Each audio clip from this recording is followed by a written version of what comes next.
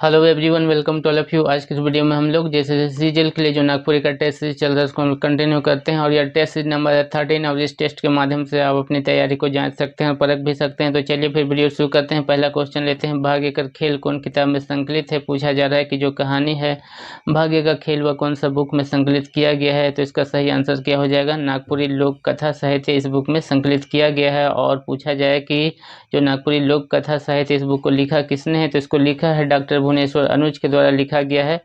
और अगर सवाल आपको ये पूछ लिया जाए कि जो नागपुरी लोक कथा साहित्य इस टॉपिक पे किसने शोध कार्य प्रस्तुत किया है, तो इसका आंसर भी हो जाएगा डॉक्टर भुवनेश्वर अनुज। और पूछा जाए कि कब किया है, तो इसका आंसर हो जाएगा 1986 ईस्वी में किया है।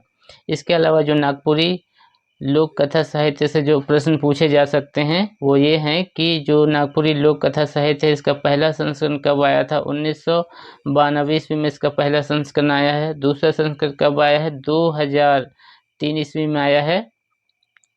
तीसरा संस्करण कब आया है, 2013 ईस्वी में आया है। एंड चौथा कब आया है, तो 2019 ईस्वी में आया है। यानी कि इस बुक के अभी तक 4 संस्करण आ चुके हैं। और इसके अलावा मैं आपको ये भी बताते चलता हूँ कि जो नागपुरी में जो महत्वपूर्ण शोध कार्य हुए उनके नाम क्या है और करने वाले कौन है। तो पहला जो शोध कार्य हुआ था वह किया किसने था, श्रवण कुमार गोस्वामी के द्वारा नागपुरी का पहला शोध कार्य किया गया था। और जो टॉपिक था नागपुरी और उसका शिष्ट साहित्य किया कब था, तो 1970 ईस्वी में किया था।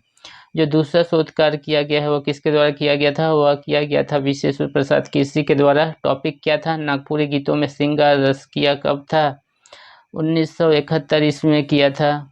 तीसरा जो शोध कार्य किया गया था वो किसके द्वारा किया गया था, तो वो किया गया था गोविंद साहू के द्वारा किया गया था। किसके ऊपर उन्होंने शोध कार्य किया था, तो नागपुरी कवि घासीराम, व्यक्तित्व और कृतित्व।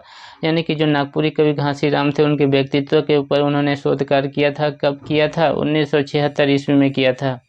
इसके अलावा और जो महत्वपूर्ण जो शोध कार्य है उसके नाम है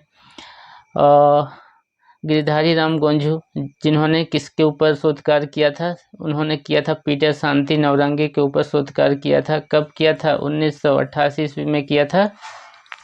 इसके अलावा शोध कार्य किया था कुमारी बासंती के द्वारा किस टॉपिक पे, नागपुरी गीतों की छंद रचना, इस टॉपिक पे उन्होंने किया है। कब किया, 1987 ईस्वी में किया है। तो ये थे महत्वपूर्ण शोध कार्य और जितने भी महत्वपूर्ण शोध कार्य हुए हैं मैं अलग से वीडियो बना के डाल दूंगा यूट्यूब पे। क्वेश्चन नंबर 2 देख लेते हैं। जमलोक में राजकुमार के केकर प्रेम याद आलक। पूछा जा रहा है कि जो यमलोक होता है वहाँ जब राजकुमार जाता है तो उसका किसको यानी जब वहाँ पहुँचता है तो केकर यानी कि किसका प्रेम उसको याद आ जाता है, तो अपनी जो पहली जो उसकी पत्नी रहती है यानी पहली बहुरिया रहता है उसका प्रेम उसको याद हो जाता है। वहाँ उसकी पत्नी उसको बोलती है कि जब हम मर जाएंगे तब आप दूसरा शादी मत करिएगा, इस टाइप का उसको बोलती जब वो जिंदा थी तब वो बोली थी। क्वेश्चन नंबर 3 पूछा जा रहा है, छवक पालनदारी राजा कैसन कर लें। तो ये जो क्वेश्चन उठाया गया है कहानी भाग्य से लिया गया है। पूछा जा रहा है कि जो राजा रहता है वो बच्चा का किस तरह से पालनदारी करता है, यानी कैसे पालता है, तो बहुत सुख से पालता है, यानी कि अपना बेटा की तरह उसको पालता है। हालांकि वो किसका बेटा रहता है, कुम्हार का बेटा रहता है। क्वेश्चन नंबर 4 पूछा जा रहा है, जगनिवास नारायण तिवारी कितने गीत लिख रहे हैं। पूछा जा रहा है कि जो जगनिवास तिवारी उन्होंने कितना गीत लिखा है, ये पूछा जा रहा है। उससे पहले हम लोग ये जान लेते हैं कि जगनिवास तिवारी का एक कविता भी एक गीत भी हम लोग को पढ़ना है जिसका नाम क्या है, उसका नाम है अर्जुन कहत बिहारी, जो कि महाभारत के प्रसंग के ऊपर आधारित है। और सवाल नंबर 4 का आंसर क्या हो जाएगा, लगभग 600 गीत उन्होंने लिखा है। क्वेश्चन नंबर 5 है जो कि एक चकता रौद, इस कहानी से क्या लिया गया है, क्वेश्चन लिया गया है केसर रंथु के क्या कह लग। जो रंथु की जो पत्नी रहती केसर, वह रंथु से क्या बोलती है जब बाजार से वापस वो घर आता है, तो उसको बोलती है कि का देखा थी, यानी कि क्या देख रहे हैं। कखन आली मतलब कब आले, यानी कि कब आए। और बैठू नहीं यानी कि बैठ जाओ ना, इस टाइप का वो बोलते हैं, यानी कि सबे बोलती है, सब बात कह लगे। जो 3 दिया हुआ है तीनों के तीनों बात वो उससे बोलती है। क्वेश्चन नंबर 6 हम लोग देखते हैं। क्वेश्चन नंबर 6 पूछा जा रहा है, गिरिराज जी का पढ़ाई कर रहे हैं। पूछा जा रहा है कि जो गिरिधारी राम गोंझू है उन्होंने कौन सा पढ़ाई किया था, ये पूछा जा रहा है। तो LLB भी उन्होंने किया था, PhD भी किया था और B.Ed MA भी किया था, यानी कि सभी किया था। और इन्हें कौन सा पुरस्कार मिला था, पद्मश्री पुरस्कार मिला था, ये भी आपको याद रखना है। और गिरिराज का जन्म कहाँ हुआ था, खूंटी जिला, और जो गांव था क्या है, गांव का नाम है बेलवादा, जो झारखंड का ऐतिहासिक स्थान है। क्वेश्चन नंबर 7 पूछा जा रहा है। नवा ताल का से बाजेला, पूछा जा रहा है कि जो नवा ताल है क्या चीज से बजता है, तो नवा राग उठल से नवा ताल बजता है, यानी कि नवा ताल तभी बजेगा जब नवा राग उठेगा, यानी कि नया राग उठेगा। क्वेश्चन नंबर हम लोग देखते हैं 8। क्वेश्चन नंबर 8 है शहीद मनक आँख काते लवकलक। तो पूछा जा रहा है कि शहीद लोग का जो आँख है कैसे चमक जाता है, तो कैसे चमक जाता है, अंगारे की तरह चमक जाता है। यहाँ पे आग पे आप कंफ्यूज मत होइएगा, जो कि ये में दिया हुआ है, जो कविता में दिया हुआ है अंगारी, तो अंगारी आप टिक करके आइएगा। क्वेश्चन नंबर 9 है का नाम रहे मंगरू के बोहरिया के। तो पूछा जा रहा है कि जो मंगरू रहती है उसका जो पत्नी रहता है उसका नाम क्या रहता है, जो कि भोटांग डहर कहानी का पात्र है मंगरू, और इसकी जो पत्नी रहती है उसका नाम रहता है हुसरी। क्वेश्चन नंबर, उसके 3 बच्चे रहते हैं। क्वेश्चन नंबर 10 हम लोग देखते हैं। 10 पूछा जा रहा है चिकन मुही में चिकन का है कि जो चिकन मुही जो वर्ड है उसमें चिकन क्या है, तो क्या है, विशेषण है, यानी विशेषण क्या, जो किसी की विशेषता बताए, जो चिकन है क्या है, विशेषता है, इसीलिए क्या हो जाएगा, विशेषण हो जाएगा। क्वेश्चन नंबर 11 भविष्य काल के काय को भेद होवेला। पूछा जा रहा है कि जो भविष्य काल है उसका कितना भेद है, तो उसके 3 भेद होते हैं। क्वेश्चन नंबर 12 पूछा जा रहा है संज्ञा चाहे सर्वनाम से जे रूप से जुदा करे होवे के भाव के पता चलेला के का कहल जाएला, तो उसको क्या कहते हैं, तो उसको कहते हैं, तो ये तो है अपादान कारक, यानी कि बिछुड़ने का बोध हो जाएगा इससे। क्वेश्चन नंबर हम लोग देखते हैं, क्वेश्चन नंबर कितना था, क्वेश्चन नंबर है 13। पूछा जा रहा है कि जो पांडे का स्त्रीलिंग का होई, तो पांडे का जो स्त्रीलिंग क्या हो जाएगा, पांडे का स्त्रीलिंग हो जाएगा पंडियाइन। ये तो इस टाइप के सवाल आपको एग्जाम में कंफ्यूज कर सकते हैं। क्वेश्चन नंबर है 14 नागपुरी में कै गो वचन होवेला। तो वचन कितने होते हैं, दो तरह के वचन होते हैं नागपुरी में।